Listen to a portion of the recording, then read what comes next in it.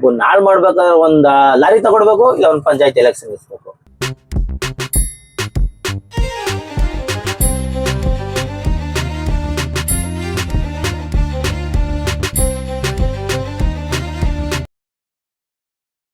Sir ನಮಸ್ತೆ. ನಮಸ್ಕಾರ. Sir ನಿಮ್ಮ ಹೆಸರು? ಮಹೇಶ್ ಅಂತ. ಎಷ್ಟು ವರ್ಷದಿಂದ ಗಾಡಿ ಓಡಿಸ್ತಾ ಇದ್ದೀರಾ ಸರ್? ನಾವು ಸುಮಾರು ಒಂದು 15-16 ವರ್ಷದಿಂದ ಓಡಿಸ್ತೀವಿ. 16 ವರ್ಷದಿಂದ ಓಡಿಸ್ತಾ ಇದ್ದೀರಾ. ಹೆಂಗೆ ಸರ್ ನೀವು ಗಾಡಿ ಕಲ್ತಿದ್ದು? ನಾವು ಹಿಂಗೆ ನಾನೊಂದು ಅಂಗಡಿ ರೈತರ ಕೆಲಸ ಮಾಡ್ತಾ ಇದ್ದೆ.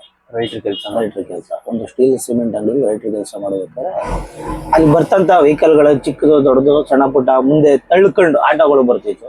ಆಟೋಗಳೆಲ್ಲ ಹಿಂದೆ ಮುಂದೆ ಆಡ್ಸ್ಕೊಂಡು ಕಲ್ತ್ಕೊಂಡು ಮತ್ತೆ ಅದ್ರ ಮೇಲೆ ಕುತ್ಕೊಂಡಾಗ ಹಿಂದೆ ಒಬ್ರು ತಳ್ಳೋದು ಮಾಡಿ ಪ್ರತಿಯೊಂದು ವೆಹಿಕಲ್ಗೂ ಚಿಕ್ಕದಾಗಿ ಇಲ್ಲಿಂದ ಒಂದಷ್ಟು ದೂರ ಸ್ವಲ್ಪ ದೂರ ಈ ರೀತಿ ಕಲ್ತ್ಕೊಂಡು ಆ ರೀತಿ ಕಲ್ತಿದ್ದೀರಾ.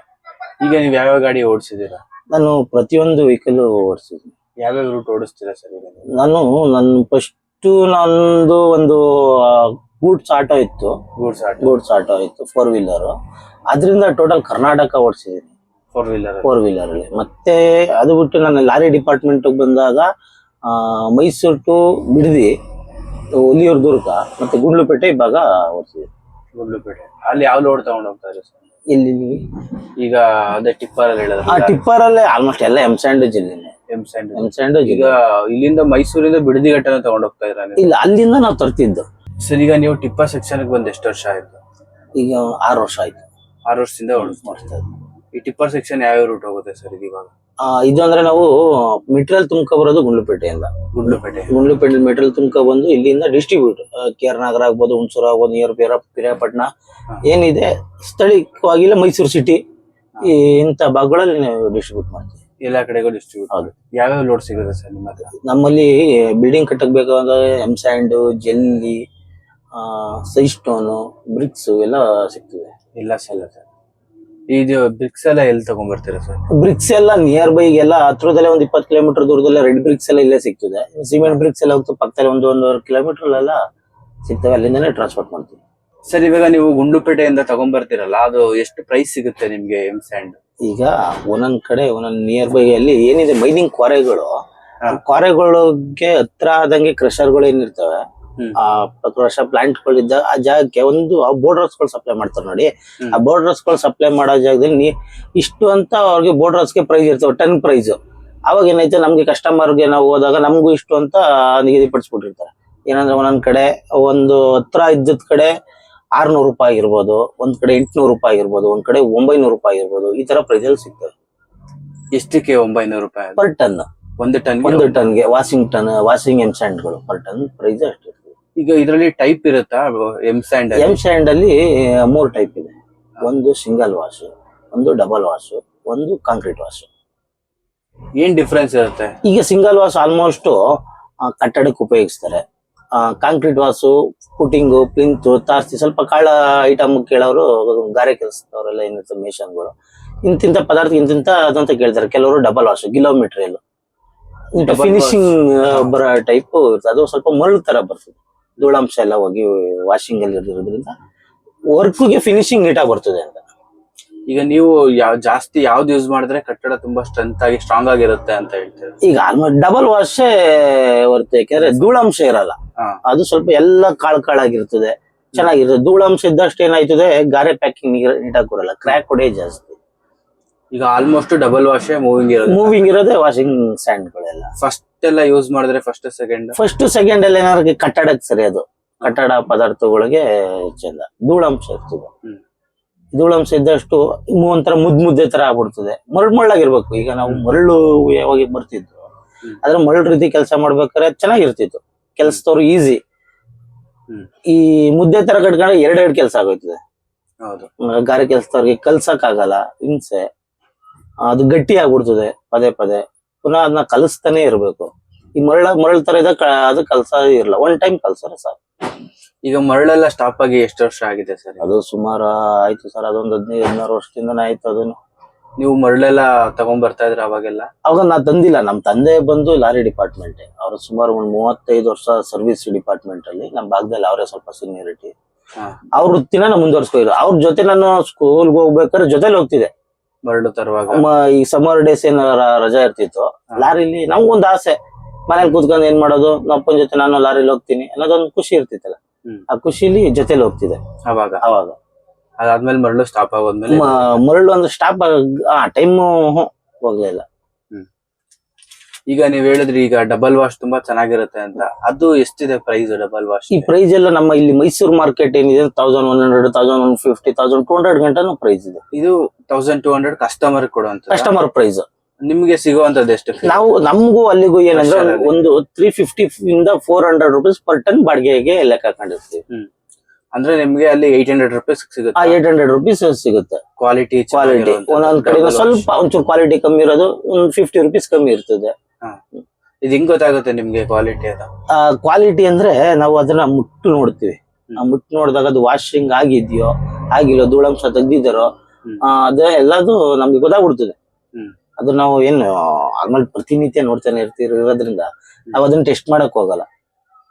ಅದರ ನಿಮ್ಗೆ ಒಂದು ಟನ್ಗೆ 400 ರೂಪಾಯಿ ಪ್ರಾಫಿಟ್ ಸಿಗುತ್ತೆ. ಒಂದು ಟನ್ಗೆ 400 ರೂಪಾಯಿ ಪ್ರಾಫಿಟ್. ಅದ್ ಪ್ರಾಫಿಟ್ ಅಂದ್ರೆ ಅದರಲ್ಲಿ ಗಾಡಿ ಡ್ರೈವರ್ದು, ಗಾಡಿ ಡೀಸೆಲ್ ಪ್ಲಸ್ ಮಧ್ಯದಲ್ಲಿ ರೋಡ್ ಖರ್ಚುಗಳು ಇರ್ತವೆ ಸಣ್ಣ ಪುಟ್ಟ, ಅದೆಲ್ಲ ಲೆಕ್ಕ ಹಾಕಿ ಕಳೆದು ಅದೇ ಟೋಟಲ್ ಒಂದು 400 ರೂಪೀಸ್ ಚಾರ್ಜಸ್ ಮಾಡ್ತೀವಿ ಪರ್ ಟನ್. ಈಗ ಈ ಗಾಡಿಲಿ ಎಷ್ಟು ಟನ್ ಹಿಡಿಯುತ್ತೆ? ಈಗ ನಮ್ದು ಇದೊಂದು ಚಿಕ್ಕ ವೆಹಿಕಲ್ ಸರ್. ಈಗ ಈ ಗಾಡಿಗೆ ನೀವು ಎಷ್ಟು ಟನ್ ಹಾಕ್ತೀರಾ? ಒಂದು 15 ಟನ್ ಗಂಟೆ ಹಾಕ್ತಿವಿ. 15 ಟನ್. ಹೌದು. ಈಗ ಒಂದು ಟ್ರಿಪ್ ಹೋದ್ರೆ ನಿಮ್ಗೆ ಎಷ್ಟು ಸಿಗುತ್ತೆ ಈ ಗಾಡಿ? ಈ ಟ್ರಿಪ್ ಹೋದಿ ಈಗ ನಾವು ಅಲ್ಲಿ ಮೆಟೀರಿಯಲ್ ತಗೋವಾಗ ನಾವೇ ಇನ್ವೆಸ್ಟ್ಮೆಂಟ್ ಮಾಡ್ಬೇಕು. ಅಲ್ಲಿ ನಮ್ ಕ್ರೆಡಿಟ್ ಅಂತ ಯಾವ್ದು ಕೊಡಲ್ಲ.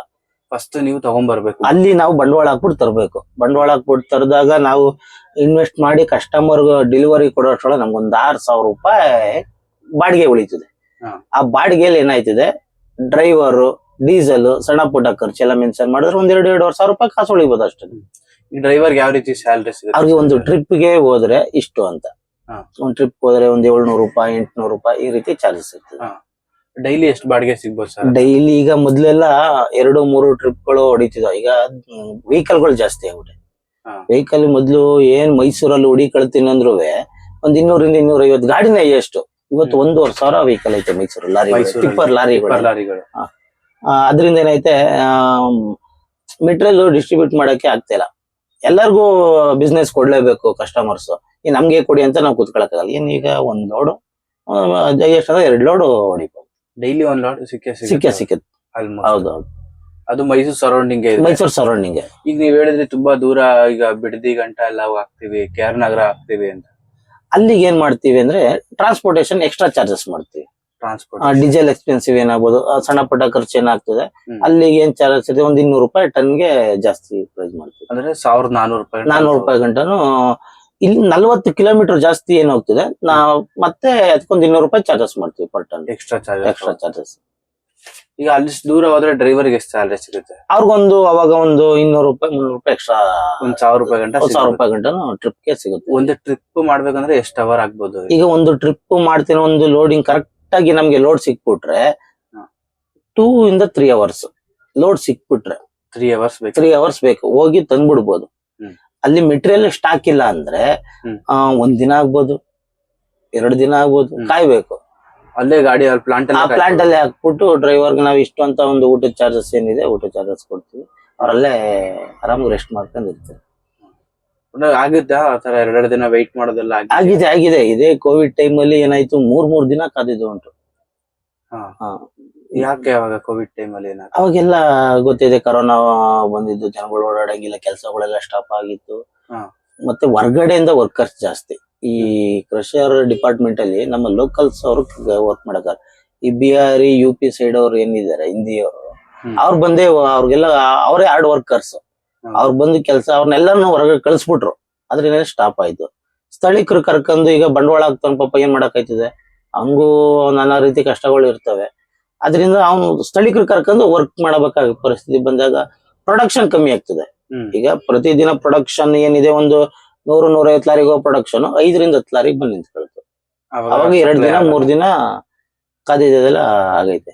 ಈಗ ಟಿಪ್ಪರ್ ಸೆಗ್ಮೆಂಟ್ ಅಲ್ಲಿ ಏನೇನ್ ಸಮಸ್ಯೆಗಳು ಜಾಸ್ತಿ ಇದೆ ನಿಮ್ಗೆ? ಈಗ ಸಮಸ್ಯೆಗಳು ಪೊಲೀಸು, RTO, ಮೈನ್ಸ್ ಇವ್ರದೆಲ್ಲ ಸಮಸ್ಯೆ ಇರ್ತದೆ. ಈ ಸಮಸ್ಯೆಗಳು ಯಾವಾಗ ಬರ್ತದಂದ್ರೆ ನಾವು ಪರ್ಮಿಟ್ ಇಲ್ದೆ ಮೆಟೀರಿಯಲ್ ತರಬೇಕಾರೆ, ಈ ಪರ್ಮಿಟ್ ತಗೊಂಡ್ಬಿಟ್ರೆ ಏನು ಇರಲ್ಲ. ಈ ಪರ್ಮಿಟ್ ತಕೊಂಡು ನಾವು ಕಸ್ಟಮರ್ ಬಿಡ್ತೀವಿ ಅಂದ್ರೆ ನಮ್ಗೆ ಏನು ಉಳಿಯಲ್ಲ. ಹ್ಮ್ ಏನು ಈಗ ಒಂದು ಪರ್ಮಿಟ್ ತಗೊಂಡ್ಬಿಟ್ರೆ ನಾವು ಪರ್ ಟನ್ಗೆ 100 rupees ಚಾರ್ಜಸ್ ಮಾಡ್ತಾರೆ. ಪರ್ ಟನ್ಗೆ. ಪರ್ ಟನ್ಗೆ ನಾವ್ ಎಷ್ಟು ಟನ್ನೇಜ್ ಹಾಕಿರ್ತೀವಿ, ಒಂದ್ 15 ಟನ್ಗೆ ಅವರೇಜ್ ಹಾಕಿರ್ತೀವಿ ಅನ್ಕೊಳ್ಳಿ, 15 ಟನ್ ಅವರೇಜ್ ಲೋಡ್ ಹಾಕ್ದಾಗ 1,500 ಪರ್ಮಿಟ್ ಚಾರ್ಜಸ್ ಆಗ್ತದೆ. ನಮ್ಗೆ ಇದ್ರಲ್ಲಿ ಉಳಿಯೋದು ಒಂದು 6,000 ರೂಪಾಯಿ ದುಡ್ಡಲ್ಲಿ 1,500 ರೂಪಾಯಿ ಪರ್ಮಿಟ್ ಕೊಟ್ಬಿಟ್ಟು 2,500 ಡೀಸೆಲ್ಗೆ ಹಾಕಿ ಇನ್ ಉಳಿಯೋದು ಎಷ್ಟು? ನಮ್ದು 2,000 ಹೊಡಿತಾರೆ. ಡ್ರೈವರ್ಗೆ 1,000 ಹೋಯ್ತು, ಇನ್ನೂ 1,000. ಈ 1,000ಕ್ಕೆ ನಾವ್ ಯಾಕೆ 20-25 ಲಕ್ಷ ಬಂಡವಾಳ ಹಾಕ್ಬೇಕು? ಹಂಗಂತೀರಾ? ಆರಾಮಾಗಿ ಯಾವ್ದೋ ಒಂದು ಕೂಲಿ ನಾವೇ ಈಗ ನಾವು ಬಂಡವಾಳ ಹಾಕ್ಬಿಟ್ಟು ನಮ್ಗೆ 1,000 ನಾವೇ ಡ್ರೈವಿಂಗ್ ಕೆಲಸ ಮಾಡ್ಕಿದ್ಬಿಟ್ರೆ ನಿಮ್ಗೆ 1,000 1,000 ಉಳಿತದೆ. ಬಂಡವಾಳ ಹಾಕದ್ ಸಮಸ್ಯೆ ಅಲ್ಲ, ಬಂಡವಾಳ ನಾವೇ ಬೇರೆ ದುಡ್ಡು ಹಾಕೊಂಡ ಕೊಡ್ಬೋದು, ನಮ್ಗೆ ಟೆನ್ಷನ್ ಇರಲ್ಲ. ಬಂಡವಾಳ ಹಾಕ್ತಾನೆ ಟೆನ್ಷನ್ ಇರ್ತದೆ. ಈಗ ಗಾಡಿ ಮೇಂಟೆನೆನ್ಸ್ ಎಲ್ಲ ಬಂದ್ಬಿಟ್ರೆ ಅದು ಒಂಥರ ಲಾಟ್ರಿ ಹೊಡೆದಂಗೆ ನಮ್ಗೆ. ನಾವು ಸಾಮಾನ್ಯ ಕುತ್ಕ ಮಾತಾಡಿ ಏನಾರು ಸಡನ್ ಆಗಿ ಮೇಂಟೆನೆನ್ಸ್ ಅಂದ್ರೆ ಯಾವ ತರ ಅಂದ್ರೆ ಟೈರ್ಗಳು ಹೊಡೆದೋಯ್ತವೆ, ಬಿಸಿಲು ಕಾವಿಗೆ ಒಂದು ಇಯರ್ ಬಂದು ಅವೆಲ್ಲ ಬಂದು ಟೈರು ಒಂದೊಂದ್ ಜೊತೆ ಟೈರ್ ಹೊಡೆದ್ರು 25,000 ರೂಪಾಯಿ. ನಾವೇ ಒಳ್ಳೆ ಲಾಟ್ರಿ ಹೊಡಿತಲ್ಲಪ್ಪ ಇನ್ನೇನಪ್ಪ. ಮೈನಿಂಗ್ ಡಿಪಾರ್ಟ್ಮೆಂಟ್ ಅವರು ವೆಹಿಕಲ್ ಗಳು ಗಾಡಿ ಹಿಡಿದಾಗ ಅವ್ರಿಗೆ 35,000-40,000 ಫೈನ್. 40,000 ಗಂಟನೂ ಫೈನ್ ಇದೆ. ಏನಕ್ಕೆ ಫೈನ್? ಈ ಟನ್ನೇಜ್ ಅದು ಪರ್ಮಿಟ್ ಹೇಳಿದ್ನಲ್ಲ, ಪರ್ಮಿಟ್ ಇಲ್ಲ ಅನ್ಬಿಟ್ಟು ಹಾಕ್ತಾರೆ ಫೈನ್. ಈಗ ಕಂಪಲ್ಸರಿ ರೂಲ್ಸ್ ಆಗ್ಬಿಡೈತೆ, ಯಾರು ಎಲ್ಲ ಪರ್ಮಿಟ್ ಹಾಕೊಂಡೇ ಲೋಡ್ ಮಾಡ್ತಿರೋದು. ಈಗ ಎಲ್ಲ ಪರ್ಮಿಟ್ ಹಾಕ್ಲೇಬೇಕು. ಈಗ ಎಲ್ಲಿ ಕಟ್ಟಕ್ ಆಯ್ತಿದೆ? ಈಗ ಪ್ರತಿ ಲೋಡ್ಗೂ ಪರ್ಮಿಟ್ ತಗೊಳ್ಳೇಬೇಕು. ಎಲ್ಲಿ ತಗೋಬೇಕು ಸರ್ ಅದು ಪರ್ಮಿಟ್? ಈಗ ನಾವು ಅಲ್ಲಿ ಕ್ರಷರ್ ಪ್ಲಾಂಟ್ ಗಳಲ್ಲೇ ಸಿಗ್ತದೆ. ಅವರು ಗಣಿ ಮತ್ತು ಭೂ ಇಲಾಖೆಯಲ್ಲಿ ತಗೊಂಡಿರ್ತಾರೆ, ಫೀಸ್ ಕಟ್ಬಿಟ್ಟು ಅವರಿಂದ ನಮ್ಮ ವೆಹಿಕಲ್ ಎಂಟ್ರಿ ಮಾಡಿ ಎಲ್ಲಿಗೆ ಹೋಗ್ತಾ ಇದೆ ಡಿಸ್ಟೆನ್ಸ್ ಹಾಕ್ಬಿಟ್ಟು ನಮ್ಗೆ ಕೊಡ್ತಾರೆ. ಆತರ ಪರ್ಮಿಟ್ ತಗೊಳ್ಳೇಬೇಕು ಸರ್. ಇವಾಗ ನಿಮ್ ಗಾಡಿ ಇದು ಸ್ವಂತ ಗಾಡಿನ ಸರ್? ಇದು ಎಷ್ಟು ವರ್ಷ ಆಯ್ತು ಸರ್ ನೀವು ತಗೊಂಡು? ಇದು 2 ವರ್ಷ ಆಯ್ತು. ಈಗ 2 ವರ್ಷ ಹೊಸ ಗಾಡಿ 2 ವರ್ಷ ಆಯ್ತು. ನೀವು ಹೇಗೆ ಸರ್ ತಗೊಂಡಿದ್ದು ಗಾಡಿನ? EMI ಮುಖಾಂತರ. EMI ಮಾಡಿ ತಗೊಂಡಿದ್ದೀರಾ? ಎಷ್ಟು ಡೌನ್ ಪೇಮೆಂಟ್ ಮಾಡಿದ್ರಿ ಗಾಡಿ? 1 ಲಕ್ಷ EMI ಇದು ಡೌನ್ ಪೇಮೆಂಟ್ ಮಾಡಿದೆ, ಬಾಕಿದ್ದು ಲೋನ್ ಹಾಕ್ಸ್ಕೊಂಡು. ಎಷ್ಟು ಟೋಟಲ್ ಪ್ರೈಸ್ ಎಷ್ಟಿದೆ ಸರ್ ಗಾಡಿ? ಒಂದು 21 ಲಕ್ಷ ಹಚ್ಚಿದ್ರೆ ಸಮಥಿಂಗ್. 21 ಲಕ್ಷ. ಈಗ ಡೌನ್ EMI ಎಷ್ಟು ಕಟ್ತಾ ಇದೀರಾ ಸರ್? 45,000 ಕಟ್ತೀವಿ. 45,000 ತಿಂಗಳಿಗೆ? ಇನ್ನ ಎಷ್ಟು ವರ್ಷ ಇದೆ ಸರ್ ಇದು? ಇನ್ನು 3 ವರ್ಷ. 3 ವರ್ಷ. ಟೋಟಲ್ ಎಷ್ಟು ವರ್ಷ? 5 ವರ್ಷ ಹಾಕ್ಸಿದ್ದು. 5 ವರ್ಷ ಪರ್ ಮಂತ್ 45,000 ಕಟ್ಲೇಬೇಕು. ಕಟ್ಬೋದಾ ಸರ್ 45,000? ದುಡಿಬೇಕು. ಈಗ ನಾನೇ ಓನ್ ಕಮ್ ಡ್ರೈವರ್ ಆಗಿ ದುಡಿತಿರೋದ್ರಿಂದ ಏನೋ ಒಂದು ಮಾಡ್ತಾ ಇದ್ದೀನಿ. ಈಗ ಡ್ರೈವರ್ ಹಾಕ್ಬಿಟ್ಟು ಮಾಡ್ತೀನಿ ಅಂದ್ರೆ ಬಹಳ ಕಷ್ಟ ಇದೆ ಇವತ್ತು. ಬಹಳ ಕಷ್ಟ ಇದೆ, ಆಗಲ್ಲ. ಈಗ ಡ್ರೈವರ್ ಹಾಕ್ಬಿಟ್ಟು ಅವ್ರದ್ದೇ 1,000 ಏನ್ ಹೋಗ್ತದೆ ಅದನ್ನ EMI ಗೆ ಮಡಿ ಕೇಳ್ತಾ ಇದ್ದೀನಿ. ನೀವು ಓನರ್ ಕಮ್ ಡ್ರೈವರ್ ಆಗಿರೋದ್ರಿಂದ ನಿಮ್ಗೆ ವರ್ಕೌಟ್ ಆಗ್ತಾ ಇದೆ ಸರ್. ಇವಾಗ ನಿಮ್ಗೆ ಈ ಡ್ರೈವಿಂಗ್ ಕೆಲಸ ಹೇಗಿದೆ ನಿಮ್ಗೆ? ನನ್ಗೆ ಈಗ ನಮ್ಗೊಂಥರ ನೀರ್ ಕುಡ್ದಂಗೆ ಇದು, ಕಲ್ತು ಬಿಟ್ಟಿದ್ವಿ. ಈಸಿ ಆದ್ರೆ ಬಟ್ ರೋಡ್ ಬಂದ್ಮೇಲೆ ಒಂಥರ ಭಯ ಇರ್ತದೆ. ನಾವ್ ಕರೆಕ್ಟ್ ಆಗಿ ಹೋಗ್ತಾ ಇರ್ತೀವಿ, ಬರೋರು ಕರೆಕ್ಟ್ ಆಗಿರಲ್ಲ. ಹೌದು. ತಿಳುವಳಿಕೆ ಇಲ್ದಿರೋ ಜನಗಳು ಬರ್ತಾರೆ, ಮಧ್ಯೆ 2 ವೀಲರ್ ಕಾರ್ನವ್ರು ನಮ್ ಮೇಲ್ ಕೂತಿರ್ತೀವಿ. ಆಮೇಲೆ ಈ ಪಕ್ಕದಲ್ಲಿ ಹಿಂಗ್ ಹೋಗ್ತಾರೆ, ನಮ್ಗೆ ಏನ್ ಕಾಣಲ್ಲ, ಪಕ್ಕದಲ್ಲಿ ಬಂದ್ ನಿಲ್ಸ್ಬಿಟ್ಟಿರ್ತಾರೆ. ಹೈಟ್ ಅಲ್ಲಿ ನಾವ್ ಅಲ್ಲಿ ಹೋಗಿ ಬಗ್ ನೋಡಕ್ ಆಗಲ್ಲ. ಈ ಮಿರರ್ ಗಳು ನೋಡ್ಕೊಂಡ್ ಅಡ್ಜಸ್ಟ್ಮೆಂಟ್ ಮಾಡ್ಕೊಂಡ್ 3 ಮಿರರ್ ಮಡಿಕಂದೇ ನೋಡ್ಕೋಬೇಕು, ನಿಧಾನಕ್ಕೆ ಹೋಗ್ಬೇಕು. ಅವ್ನ್ ಪಾಸ್ ಅದ್ನ ಅನ್ಕೊಂಡ್ ಹಿಂಗ ಗಾಬ್ರಿಲ್ ನೋಡ್ಬೇಕು. ಈ ಗಾಬ್ರಿಲ್ ನೋಡ್ಕೊಂಡ್ ಏನಾಯ್ತದೆ, ಸಡನ್ ಆಗಿ ಒಂಚೂರು ಗೀಜಿದ್ರು ಮುಗೀತು, ದೊಡ್ಡ ಗಾಡಿ ಒಂದೇ ತಪ್ಪು. ಅದಾದ್ಮೇಲೆ ಅದು ನೆಗ್ದು ಬಿದ್ದು ಅಲ್ಲಿ ನೈಟ್ ಹೋಗ್ತಾ ಇರ್ತೀವಿ, ಬರ್ತಾ ಇರ್ತೀವಿ. ಹಿಂಗಿರ ಒಂಚೂರು ಕಣ್ಣು ಮುಚ್ಚಂಗಿಲ್ಲ. ಕಣ್ಣು ಮುಚ್ಚೋ ಸೈ ಅಂತ ಒಳಕ್ ಹೋಗಿರ್ತದೆ ಎಲ್ಲ. ಹೌದು. ಆಕ್ಷನ್ ಅಲ್ಲೇ ಇರ್ಬೇಕು. ಆಕ್ಷನ್ ಇದೆ, ಫುಲ್ ಆಕ್ಟಿವ್ ಆಗಿರ್ಬೇಕು. ನಮ್ ಮೈಂಡು ಈಗ ನಾವು ಈ ಡ್ರೈವರ್ಗಳು ಹೆಂಗೆ ಅಂದ್ರೆ ಅವ್ರದ್ದು ಯಾವಾಗ ಸ್ಟೇರಿಂಗ್ ಹಿಡ್ಕ ಕೂತ್ಕೋತಾರೆ, ಅವ್ರ ಮೈಂಡ್ ಫುಲ್ ಆಕ್ಟಿವ್ ಆಗಿರ್ತದೆ. ಒಂದು ಕಣ್ಣು, ಕಿವಿ, ಮೂಗು ಪ್ರತಿಯೊಂದು ಒಂದ್ ಸ್ಮೆಲ್, ಎಲ್ಲೋ ಕಣ್ಣು ಸ್ಮೆಲ್ ಬರ್ತಾ ಇರ್ತದೆ. ಕಣ್ಣಂತೂ ಸುತ್ತ ಮಿರರ್ಗಳು ಮುಂದೆ ನೋಡ್ಬೇಕು, ಮಿರರ್ಗಳು ನೋಡ್ಬೇಕು. ಕಿವಿ ಎಲ್ಲಾರು ಒಂದ್ ಸೌಂಡ್ ಬರ್ತಾ ಇದೆ ಅಂದ್ರೆ ಕಿವಿಗೆ ಪಕ್ಕ ಇರ್ಬೇಕು. ಯಾವ್ದಾರ ಒಂದ್ ಸೌಂಡ್ ಬೋಲ್ಟ್ ಲೂಸ್ ಆಗಿ, ಒಂದ್ ಯಾವ್ದಾರ ಒಂದು ಪದಾರ್ಥಗಳು ಲೂಸ್ ಆಗಿರ್ತವೆ, ಒಂದು ಟೈರ್ ಏರ್ ಕಮ್ಮಿ ಆಗಿದ್ರು ಗೊತ್ತಾಗ್ಬಿಡ್ತದೆ. ಈ ರೀತಿ ಎಲ್ಲ ಫುಲ್ ಆಕ್ಟಿವ್. ಒಟ್ನಲ್ಲಿ ಡ್ರೈವಿಂಗ್ ಡಿಪಾರ್ಟ್ಮೆಂಟ್ ಒಂದು ಮನುಷ್ಯನ ಬ್ರೈನ್ ಫುಲ್ ಆಕ್ಟಿವಿಟಿ ಇರ್ತದೆ. ಸರ್, ಈಗ ಈ ಟಿಪ್ಪರ್ಗಳದ್ದು ಮಾರ್ಕೆಟ್ ಎಲ್ಲಿದೆ ಅಂದ್ರೆ ಸ್ಟ್ಯಾಂಡ್ ಗಳು ಎಲ್ಲೆಲ್ಲಿ ಇರುತ್ತೆ? ಈಗ ಮೈಸೂರಲ್ಲಿ ನಮ್ಗೆ ಹಳೇದು ಒಂದು ಗನ್ ಹೌಸ್ ಹತ್ರ ಒಂದು ಸ್ಟ್ಯಾಂಡ್ ಇದೆ, ಹಳೆ ಸ್ಟ್ಯಾಂಡ್. ಫಸ್ಟ್ ಇದ್ದಿದ್ದು ಮರಳು ಡಿಪಾರ್ಟ್ಮೆಂಟ್ ಇದ್ದಾಗ ಅದೇ ಒಂದು ಮೂಲ ಸ್ಟ್ಯಾಂಡ್ ಇದ್ದಿದ್ದು ನಮ್ಗೆ. ಅದ್ ಬಿಟ್ರೆ ನಮ್ಗೆ ಇಲ್ಲಿ ಸ್ಥಳೀಕರು ನಾವೇ ಇಲ್ಲಿ ಜಾಸ್ತಿ ಆದ್ರಿಂದ ನಮ್ದು ಗ್ರಾಮದ ಜಾಗ ಇದೆ.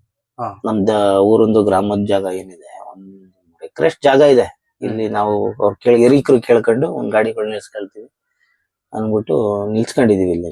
ಅದ್ ಬಿಟ್ರೆ ಇಲ್ಲೊಂದು ಮುಂದೆ ವಿಜಯನಗರ 4 ಸ್ಟೇಜ್ ಸರ್ಕಲ್ ಅಲ್ಲೂ ಒಂದಿದೆ. ಸಿಟಿ ಒಳಗಡೆ ಫೌಂಟೇನ್ ಸರ್ಕಲ್ ಹತ್ರ ನಮ್ಗೆ ಜಾಗ ಎಲ್ಲ ದೊಡ್ಡ ದೊಡ್ಡ ಗಾಡಿಗಳು ಎಲ್ ಸಿಟಿ ಆಟೋ ಸ್ಟ್ಯಾಂಡ್ ಆಗಿರೋದು ಯಾವ್ದಾದ್ರು ಸಂದಿಲ್ ಪಂದಿಲ್ ನಿಲ್ಸ್ಕೋದಿತ್ತು.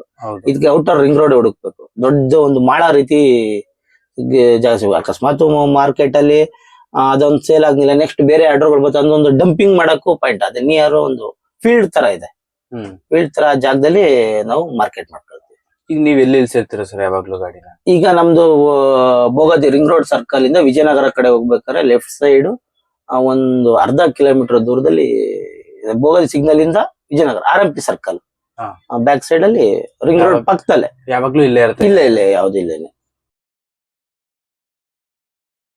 ಈಗ ಆಮೇಲೆ ಕಸ್ಟಮರ್ ರಿಕ್ವೈರ್ಮೆಂಟ್ ಇರ್ತದಲ್ವಾ, ಅವ್ರು ಬಂದು ಇಲ್ಲೇ ನಮ್ ಪ್ಲಾಂಟ್ ಈ ಬೋಗದಿ RMP ಸರ್ಕಲ್ ಹತ್ರ ಬಂದು ವೆಹಿಕಲ್ ಇಲ್ಲೇ ಸುಮಾರು ಇರ್ತವೆ.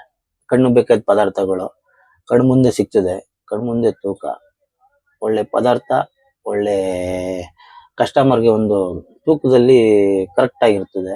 ಯಾವ್ದು ಬೇಕು ಸೆಲೆಕ್ಟ್ ಮಾಡ್ಕೊಂಡು ಅವ್ರು ತಗೋಬಹುದು. ಸರ್ ಇವಾಗ ಹೊಸದಾಗಿ ಡ್ರೈವಿಂಗ್ ಫೀಲ್ಡ್ ಬರೋರ್ಗೆ ನೀವೇನ್ ಹೇಳ್ತೀರಾ? ಈಗ ಹೊಸದಾಗಿ ಬರ್ಬೋದು, ಸ್ಟೇರಿಂಗ್ ಹಿಡಿದ ತಕ್ಷಣ ಅವ್ನು ಡ್ರೈವರ್ ಹಾಕಾಗಲ್ಲ. ಅವನ್ಗೆ ಈಗ ಸ್ಟೇರಿಂಗ್ ಏನ್ ಈಗ ಹೆಣ್ಮಕ್ಳು ಕೂಡ ಕಲ್ತಿರ್ಬೇಕು. ಅರ್ಜುನ್ ಒಂದು ಅವನ ಗಾಡಿ ವೆಹಿಕಲ್ ಬಗ್ಗೆ ಅವ್ನು ಯಾವ್ದು ಓಡಿಸ್ತಾ ಇರ್ತಾನೆ ಅದ್ ಕಲ್ತಿರ್ಬೇಕು.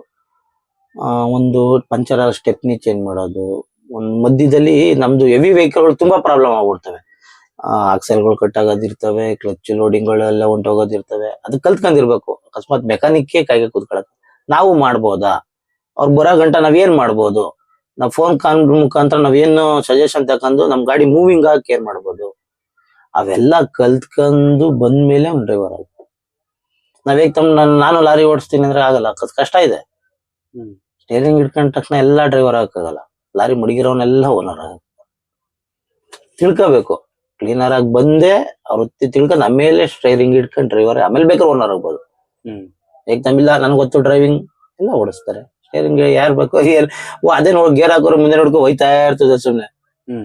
ಮತ್ತೆ ಅಚಾತುರ ಆಗ್ಬಿಟ್ರೆ ಅದ್ ಮಾಡೋರು ಯಾರು? ಸರ್ ಇವಾಗ ಹೊಸದಾಗಿ ಗಾಡಿ ತಗೋಬೇಕು ಅಂದ್ರೆ ಅವ್ರಿಗೆಲ್ಲ ನೀವೇನ್ ಸಜೆಸ್ಟ್ ಮಾಡ್ತೀರಾ? ಅಯ್ಯೋ ಈಗ ಲಾರಿ ಮಾಡೋದಲ್ಲ. ಈಗ ಆಮೇಲೆ ಅದ್ರದ್ದೊಂದು ಮಾತಿದೆ, ಹಿರೀಕರು ಹೇಳ್ತಿರೋ, ಒಬ್ಬ ನಾಳ್ ಮಾಡ್ಬೇಕಾದ್ರೆ ಒಂದ್ ಲಾರಿ ತಗೊಡ್ಬೇಕು, ಇಲ್ಲ ಒಂದ್ ಪಂಚಾಯತ್ ಎಲೆಕ್ಷನ್ ಇಸ್ಬೇಕು.